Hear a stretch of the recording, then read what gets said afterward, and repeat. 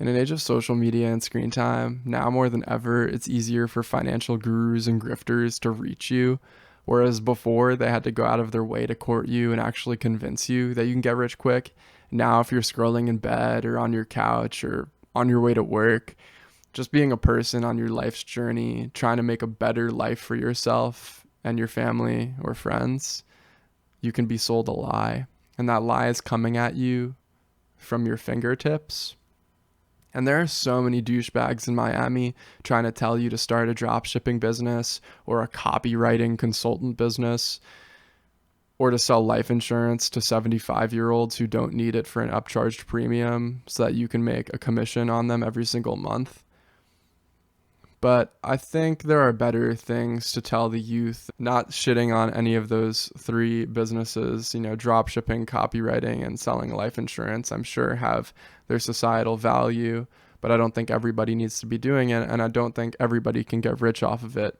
And if you're selling a course to people, promoting your personal brand so more people buy your course, and you're flexing rented cars and rented apartments and getting jacked so that young impressionable men believe that this can be their fate too, there may be something malicious going on behind the scenes. Also, we're in the age of crypto, and I've witnessed many of my friends' sole investments be crypto. But when I look at their career earnings, they're either in the red or slightly in the green. Whereas I, who invested in more traditional financial instruments, I'm only in the green and at a much better margin. So, not to toot my own horn, I'm just comparing data. But I think it's really unfortunate that there are so many people getting grifted and there are so many people being fed misinformation. And we're not taught personal finance or financial independence formally anywhere. And in the sea of misinformation, it's easy to get lost. And even in the sea of good information, it's easy to get lost. But there are better ways to use your money. So here is Moneymaxxing 101, right?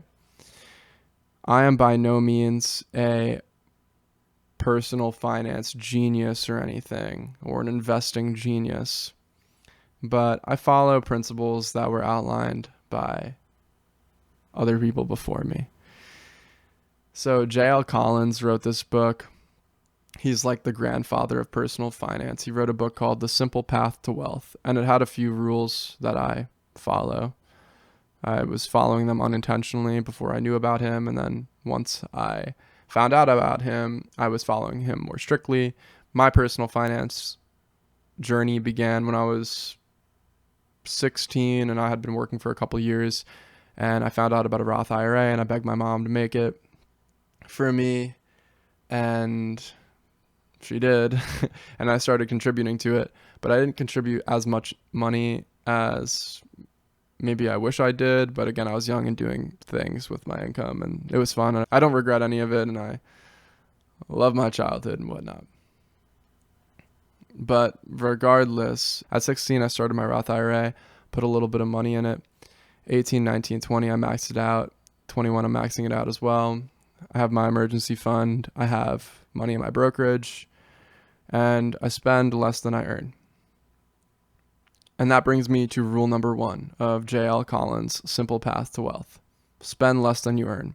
The minute you start earning income, you should not be spending more than you earn. You shouldn't be putting shit on a credit card that you can't pay off or afford. You should be relatively aware of your expenses. In college, I started tracking my expenses, and it made me realize I was buying a whole load of fuck shit.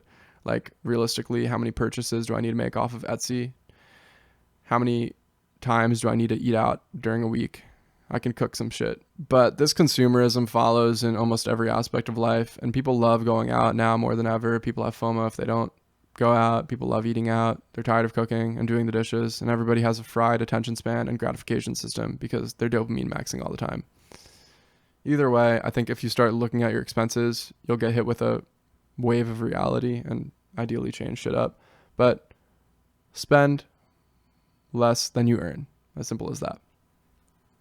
The second rule is to avoid debt and to pay off any high interest debt as soon as possible.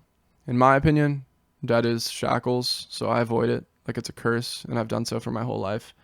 And it's a privileged position to be in. I think debt can make sense in certain regards. Obviously, a mortgage could be one of them if rates are good enough and rent is going up nonstop, but a mortgage you can get locked in.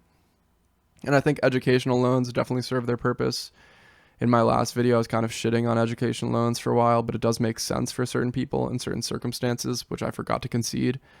Do I think children of the middle class should take out $240,000 worth of loans for their undergraduate degree? No, probably not. But for low-income housing and people from low-income households, I do believe that there is merit to taking on loans to go to college, and that can result in social mobility that would otherwise be impossible. So that debt is ultimately worthwhile. But if you're not in one of those circumstances, I would avoid debt, right? It's not great, and especially credit card debt. Once you've avoided debt, and once you're spending less than you earn, and once you've paid off your debt, you should be investing the surplus. The first thing that you should set up is an emergency fund. What if you get fired and you don't have a job for 6 months? Do you have a safety network that can support you, or do you have to go into debt for your living expenses? You should have enough money saved up so that you can comfortably job hunt for another job and you don't have to dip into your savings too much, or you would have enough savings to sustain yourself and you don't have to go into debt. Once you have your emergency savings account set up, you can either max out your Roth IRA or max out your 401k match if you have one with your employer. So a lot of people hear Roth IRA and hear that you can't take it out until you're 55 or 60, and they immediately are like, fuck that, short-term gratification all the way. And hear me out. I get you. I love short-term gratification. I scroll. I have bad habits. I do bad things. But with that being said, all the money I'm investing, I have no real need for in the very short term. Shortest term would be buying a house. Longest term would be retirement. So by that logic, I'm not going to withdraw any of my money from the stock market for at least 10 years or so. Stock market wise, if you invest money and you're day trading it and you're not losing, which is a rarity because people with PhDs are working for institutions trying to beat you. So why do you think that you in your mother's basement is going to have a better time gaming the market? That I don't know. But even if you do win, it's taxed as income, and short-term trades held less than a year are taxed even more in a brokerage account, which is what most people are trading or day trading with. A Roth IRA, that grows tax-free. A 401k, I'm not exactly sure about the tax advantages of it, but your company matches it most times, and I do believe it is tax advantage, but I'm not a financial advisor. Also, none of this is financial advice, I'm just saying. But Roth IRA is tax advantage, so the money you put in grows tax-free, and when you take it out, it's tax-free. So all those earnings are tax-free, and you don't have to pay taxes on it, which is wonderful because income tax can sometimes be like 20%, 30%, right? So that's why I'm a believer in the Roth IRA and the 401k. I don't have a 401k, but I hope I get one at some point. Once you have maxed out your Roth IRA or your 401k match, then you can start contributing to your brokerage. And if you have more appetite for risk and you want to invest in your brokerage off the gun and you don't care about these, tax advantages of the Roth IRA, go for it. It totally depends on your appetite for risk and your appetite for growth and all that. Now to get into what to actually invest in. Once you contribute money to these, you can invest in stocks. You could try to look for the next Apple or a penny stock that's going to blossom to $100. But just because something is worth 5 cents a share doesn't mean that that's a cheap buy. It might mean that it's a shit company rather. And obviously we all wish we got in early on Nvidia or Apple or Microsoft, but we don't have an all-seeing orb that can tell us what the next best investment is. I view my money like a financial instrument. It is fighting against inflation in my debit account or my checking account, and it's actively losing money. In my savings account, I'm getting about 3.6% interest. I could be getting 4% if I chose a different company, but I'm too lazy and stubborn to move my stuff. So I'm getting 4%. It's maybe beating inflation a little bit. But your money is actively losing value. So I would rather put my money towards a company or towards the top 500 companies, or towards all of the companies in the United States and some companies abroad. Because I believe that their earnings and their corporate capitalist structure is probably going to do better than inflation. And I've been right thus far. Where I'm getting my beliefs from r/Bogleheads. Jack Bogle is like the inventor of index funds. And he came up with the idea that instead of trying to chase certain sectors or chase certain stocks, if you just invest in a broad-based index fund, you're going to outperform the market and you're going to outperform investors on Wall Street. If you look up the statistics for how many investors on Wall Street actually beat the market, it makes you realize that there is no point to try. And if you just put your money towards broad-based ETFs with low expense ratios, you'd be better off. That being said, I do cherry pick some stocks just for the fun of it, but that is in essence gambling. And I also have no intention of selling anything that I'm investing in. So it's more so just like a tiny bit of my budget. I was also shitting on crypto a little bit. I invest in a little bit of crypto because I think it's a good hedge. But overall, that's how I manage my money. Again, I'm not a financial investor.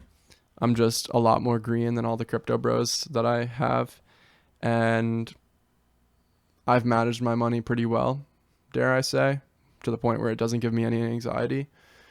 And like I said in my last video, I am now making income, but I'm still choosing to live at home because it just makes sense for me.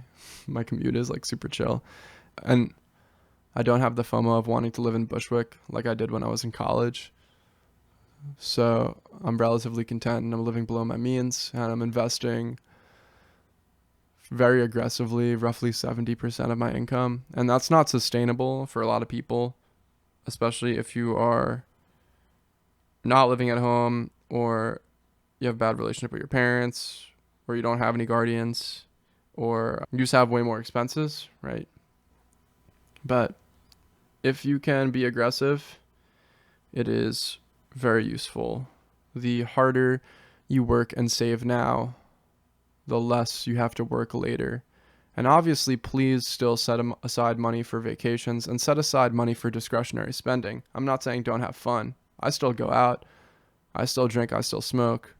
But I have a lot of money being burrowed beneath me for when the time comes when I may need it.